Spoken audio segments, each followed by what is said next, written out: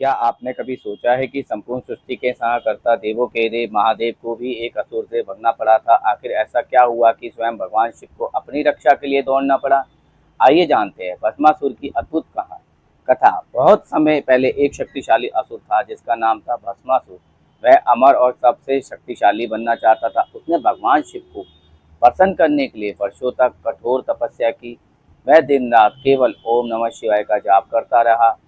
उसकी कठोर तपस्या से प्रसन्न होकर भगवान शिव उसके सामने प्रकट हुए और बोले, बस मैं तुम्हारी तपस्या से प्रसन्न हूँ, मांगो क्या वरदान चाहिए।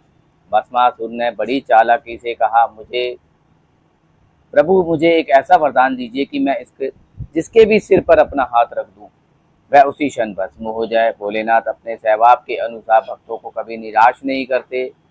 उन्होंने बिना छल कपट सोचे उसे यह भयंकर वरदान दे दिया और कहा, तथास्तु। वरदान मिलते ही भस्मासुर के मन में अहंकार भर गया। उसने सोचा, क्यों ना सबसे पहले ही इस वरदान की परीक्षा भगवान शिव पर ही करूं। यह सोचकर वह भगवान शिव की ओर बढ़ा और बोला, महादेव जरा ठहरिए, मैं आपके वरदान की परीक्षा करना चाहता हूँ। भगवान शिव तुरंत समझ गए भस्मासुर की नीयत बदल चुकी है। यदि उसने सिर पर हाथ रख दिया तो संकट खड़ा हो जाएगा। तब भगवान शिव वहां से दौड़ पड़े और भस्मासुर उनके पीछे पीछे भागने लगा। तीनों लोकों में यह अद्भुत दृश्य देखकर सभी देवता भयभीत हो गए। देवराज इंद्र, ब्रह्मा, अन्य देवता को कोई उपाय नहीं सूझा। तब सभी ने भगवान विष्णु से प्रार्थना की। भगवान विष्णु मुस्कुराए और बोले, अब समय आ गया है कि अहंकार का अंत किया जाए।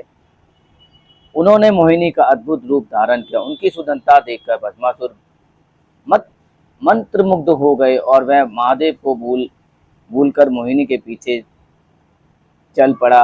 मोहिनी ने मुस्कुराकर कहा, यदि तुम मुझसे विवाह करना चाहते हो तो तुम पहले मेरे साथ नृत्य करना होगा। जो मैं करूंगी वही तुम्हें करना होगा। भस्मासुर तो तैयार हो गया। नृत्य आरंभ हुआ। मोहिनी कभी हाथ ऊपर उठाती तो कभी कमर पर रखती, कभी सिर के पास ले जाती। भस्मासुर बिना सोचे समझे हर मुद्रा की नकल करता रहा।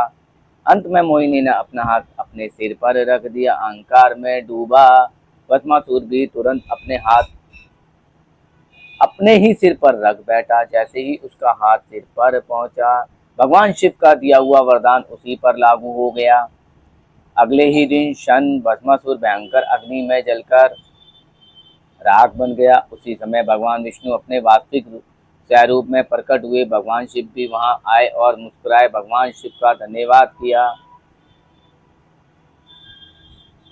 तब भगवान शिव ने कहा, शक्ति और तथा कल्याणकारी होती है तब उसका साथ विवेक और विनम्रता हो। अहंकार से मिली शक्ति अदत्त स्वयं की ही विनाश करती है। कथा से शिक्षा।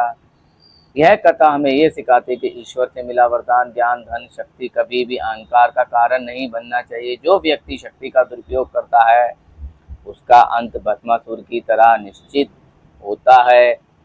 वही जो विनम्रता और धर्म के मार्ग पर चलता है, भगवान सदैव उसकी रक्षा करते हैं। अगर आपको महादेव की अद्भुत लीला पसंद आई तो इस कथा को अपने परिवार मित्रों के साथ अवश्य साझा करें। हर हर महादेव, घर घर महादेव।